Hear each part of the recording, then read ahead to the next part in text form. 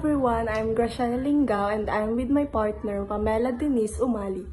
At narito kami upang ibahagi ang aming mga natutunan na maaari nyo ring matutunan sa subject na MTech or Empowerment Technology by Sir Porto. But first, ano nga ba muna ang Empowerment Technology o ang MTech? So, in senior high school, Empowerment Technology is a subject designed for students to help them understand and use the technology more effectively. Sa madaling salita, nakatutulong ang empowerment technology sa aming mga learners upang ma-develop namin ang aming skills sa paggamit ng iba't ibang mga makabagong teknolohiya. Ngunit ano-ano nga ba ang mga makabagong teknolohiyang maaaring makatulong sa aming mga estudyanteng nag-aaral sa senior high? Narito ang mga latest technologies na maaaring makatulong at magamit ng mga estudyante. Una na riyan ay ang mga intelligent applications tulad na lamang ni Siri, Alexa at Google Home na nakatutulong sa ating mga estudyante sa kung anumang tanong ang mayroon tayo.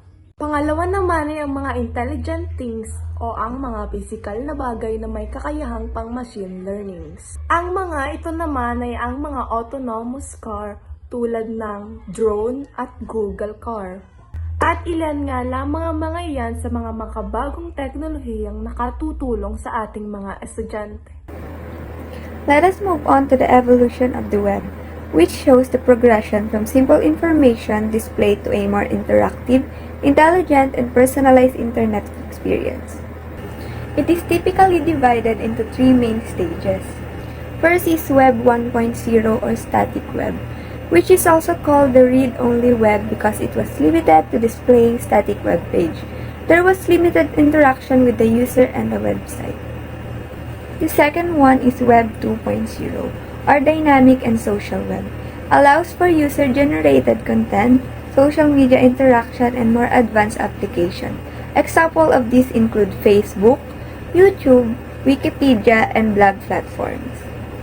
The third and final stage is Web 3.0 or semantic web, which aims to make the web smarter through the use of artificial intelligence or AI and machine learning to better understand and provide a more personalized experience.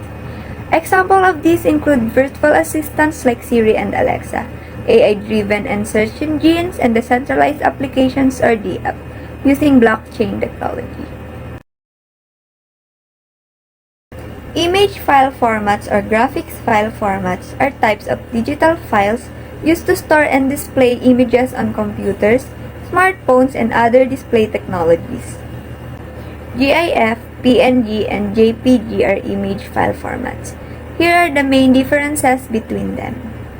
GIF is ideal for animations and simple graphics with limited colors, while PNG is used for graphics with transparency or detailed images that require high quality.